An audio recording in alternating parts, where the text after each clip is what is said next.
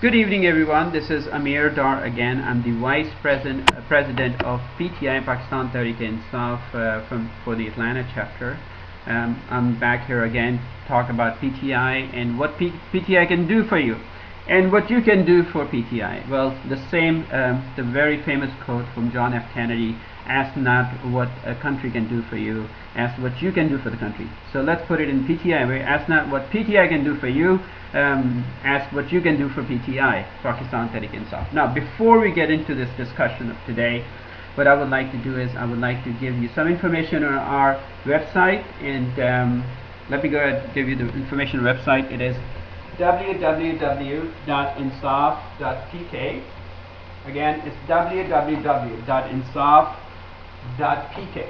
Now, the reason it is important for you to know about this website is because this is our main website, and this is the website where if you're willing, you can go there and become a member, paying member, and become a good resource for PTI and become a part of the historical movement that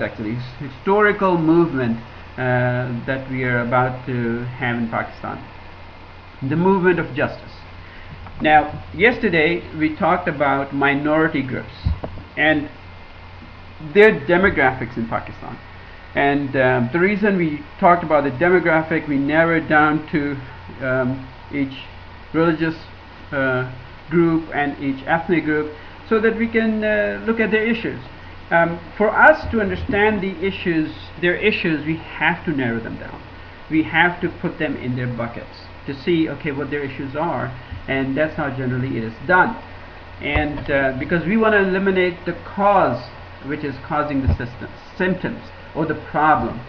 We don't want to eliminate the problem and then not to worry about the cause. So it's important to eliminate the cause to fix the illness. So that's what we want to do. So we want to go to the root cause of that problem. So today what we are going to discuss about actually is the role of women. We're going to talk about women in Pakistan. We're going to talk about their demographics, how they are dispersed over the country. We are also going to talk about women and their social issues in Pakistan. I mean, women apparently have more issues than men do. So we want to talk about their social issues. We also want to talk about their role in PTI, Pakistan Tehreek-e-Insaf. How can they become part of PTI? And how can they become a solution for their own gender group? Now, for that, I have taken out some statistics from the Pakistan Federal Statistic website to discuss those statistics, and we are also going to discuss the problems around that as well. Now, based on these statistics I see over here, the total population of women is about 73 million. I'm giving you the rounded number. And then I decided to look into divide this total population into rural and urban areas, and see that how many women live in the rural areas and how many women live in the urban areas, because the issue for the women who live in the urban areas I'm pretty sure, are very different than women living in the rural areas. And what I found out that the total population of 73 million of women, out of which 25 million reside in the urban areas, and 47 million women reside in the rural areas. Okay. After that information, I wanted to find out about how many women are married, how many women are unmarried, how many women are widowed, how many women are divorced, how many women are separated. So what I find out that 35% of the urban women are unmarried, out of which 65% of the rural women are unmarried. Now, 35% again in the urban areas are married women, and 65% in the rural areas are married as well. Okay. Now, widow women, 40% of the women in the urban areas are widow, and in the rural areas, 60% of the women are. Now, as far as the divorce is concerned, 35% of the women are divorced in the urban areas, and 69% of the women are divorced in the rural areas. And as far as separation is concerned, 44% of the women are separated in the urban areas, and 56% of the women are separated in the rural areas. Then I also wanted to look at the literacy rate. What is the literacy rate among women? What's going on there? So what I find out that in the urban areas, 55% of the women are literate, and in the rural areas, 20% of the women are literate. So there is a big gap between the urban and the rural areas as far as the women demographics is concerned, as when it comes to the literacy. And well, this was some important information. I just wanted to look at it. And I also find out the median age of women in Pakistan is 21 years. It says 21.6 since women are not fractions. So let's say 22 years. So this statistic tells us, gives us somewhat idea that how things are going on in Pakistan. Now, after finding the little demographic information about women in Pakistan, I also wanted to find out what is going on with them there. So I found out more statistics from the statistics of violence against women in Pakistan. This is from 2009, which states the total of 8,548 incidents of violence against women were reported in 4 provinces of Pakistan, and there's a breakdown in the provinces as well.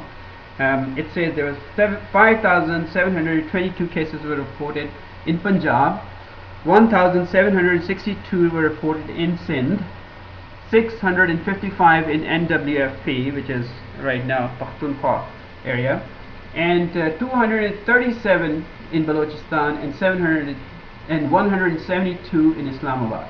So these are the cases that were reported based on the violence against women in Pakistan in 2009. So this is the most current information I could find out on that. Now I would like to get into more to see, okay, what kind of crimes or violence was reported against them. I just wanted to see that too, and see how bad it looks. And it really looks bad, trust me, it's very bad. So it looks like it over here. It says that 1,384 women were murdered, 928 women were raped, and 683 women committed suicide, and 604 women were killed in the name of honor. Okay, well, let's go further and see what's going on there. So this is what I see here. Now the reason I wanted to look at this is because to see what issues they have. They are almost half of the population of Pakistan, and the problems they're dealing with, why they're dealing with these problems. And the basic cause is, it goes back to the same thing again. Lack of justice in our society, lack of political accountability in our society. So how does the justice plays in role? Well, looking at all these things, when there is a justice for all, regardless of the race, gender, religious background or ethnic background, then it gives you more security.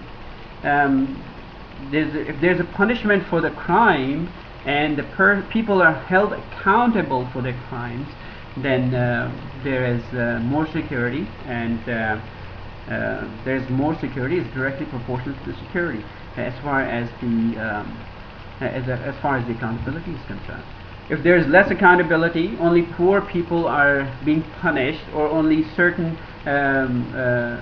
group of people are punished, and the big chunk of the people, other people, are just let go, then that's why these problems are. Look at the murder rate of women. 1,384 were murdered, were killed, like waste of life, no value to it. But we have to create value for ourselves. Nobody comes and gives us the value. It is our responsibility to create a value. And the reason I gave you some statistics like this to talk about women today. Now when we talk about rural and urban women, we generally say, okay, urban women are modern women, they're more educated, they're more city savvy, they know and they understand their rights, and rural women don't. Which is, in most of the cases, it's true. Rural women don't. And it is the responsibility of the nation and of law and justice and people to provide that awareness to them. Now, if you as a woman feel like that women are not treated good in Pakistan, or if they have social issues, that it is your duty as a woman to stand up against it. And if you fail to stand up against it, then which means that you've done nothing for your people. So you have to do something. So what you can do is support PTI, Pakistan Tehreek-e-Insaf, because Pakistan Tehreek-e-Insaf movement is fighting for justice for all, not for one gender, or not for one religious group or ethnic group, but for everyone. Everybody will be treated equally and will be provided justice. And for that we have to struggle. Now sometimes I talk to women and my friends, we talk, went to school together, and generally what I find out that women stress on being, as far as their rights are concerned, the only thing that comes into their mind is being free, to have freedom. Now when you talk to them about freedom, what do you mean by freedom? They talk about, oh, we should be able to do whatever we want to do. But of course you should be able to do whatever you want to do. But in a civilized country or in a civilized society, freedom has different connotations. The way we look at freedom is when we say you're free, of course you should be able to choose what you like. Of course you should have a right to education. You should have a right to everything what anybody else has equally. So this is what freedom is.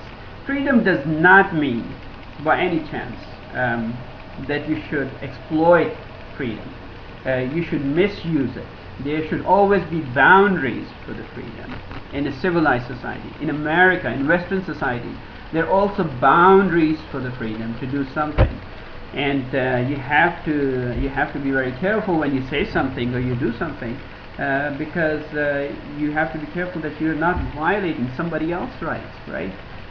So this is why the freedom for the women has also its constraints as well. As far as, and as long as men are concerned, their freedom has constraints as well, to keep the society or the social environment in harmony. So there, we're going to look at different indices as far as we're talking about the freedom for the women. We want to look at what education opportunities are they provided in Pakistan. We want to look at it, what health opportunities are provided to them. What is the women mortality rate? What is the birth rate? All these things, because all these things matter, because collectively all these things come to become to create a society which is a developed society. Even the United Nations rejects today when certain countries say, so, okay, our growth rate is this such and such and we are growing at this rate. But United Nations says, well, the growth rate doesn't matter anymore. What matters right now is what are you doing for the development of the people, for the welfare of the people. And their indices are not the growth rate, how much money or what your GDP or GNP is. It boils down to all these indices, where the indices I discussed earlier, the health rate, the education rate, the welfare rate, how you're developing your people. So in Pakistan, what we want to do, we want to develop people.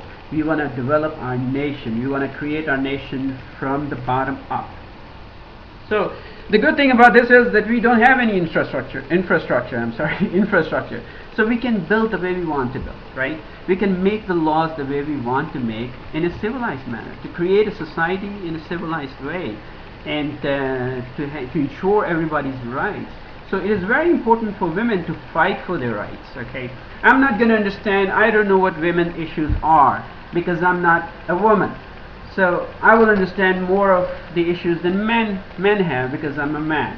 So for women, in order to bring their issue up or to become a part of this movement where we're trying to create everything ground up, they should participate with us right now. They should become a part of the force.